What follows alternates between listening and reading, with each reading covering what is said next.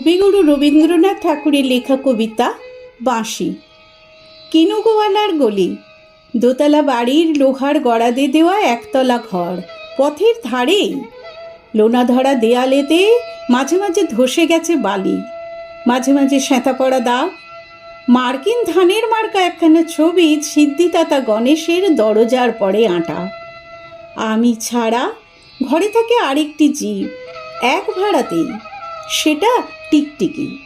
তফাৎ আমার সঙ্গেই শুধু, নেই তার অন্যের অভাব। বেতন 25 টাকা, সদাগরি আপিসের কনিষ্ঠ কেরানি। খেতে পাই দত্তদের বাড়ি ছেলেকে পড়িয়ে। শিয়ালদা স্টেশনে যাই, সন্ধেটা কাটিয়ে আসি। আলো জ্বালাবার দায় বাঁচে। ইঞ্জিনের ধস মাসির আওয়াজ, যাত্রীর ব্যস্ততা, কুলি হাঁকাহাঁকি। 10:30 বেজে যায়। তারপরে ঘরে এসে নিরালা নিচ্ছুম অন্ধকার। ধলেশ্বরী নদী তীরে পিসিদের গ্রাম। তার দেওরের মেয়ে অভাগার সাথে তার বিবাহ ছিল ঠিকঠাক। লগ্ন শুভ, নিশ্চিত প্রমাণ পাওয়া গেল। সেই লগ্নে এসেছি পালিয়ে। মেয়েটা তো রক্ষে পেলে, আমি তথই বচন। ঘরেতে এলো না সে তো, মনে তার নিত্য আসা যাওয়া।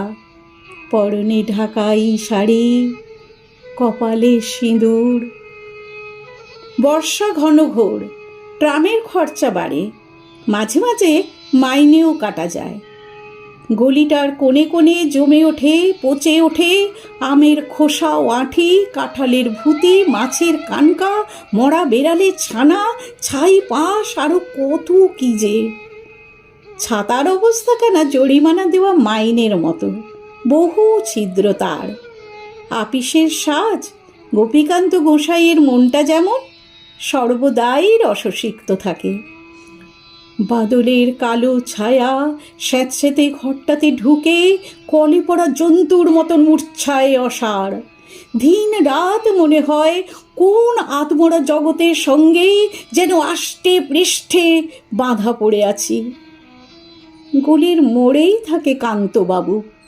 যত্নে পাট করা লম্বা চুল, বড় বড় চোখ, শৌখিন মেজাজ। কর্নেট বাজানো তার শখ।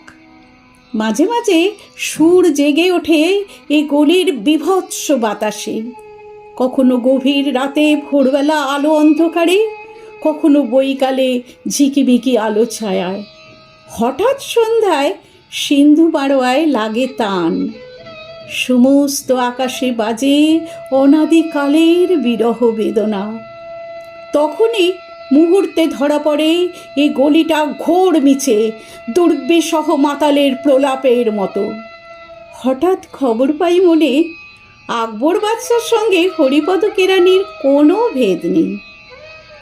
বাঁশির করুণ ডাক বেয়ে ছেঁড়া ছাতা রাতছত্র মিলে চলে গেছে এক বৈকুণ্ঠের দিকে। এই গান যেখানে সত্য অনন্ত গধূলি লগ্নে, সেইখানে বহি চলে ধলেশ্বরী।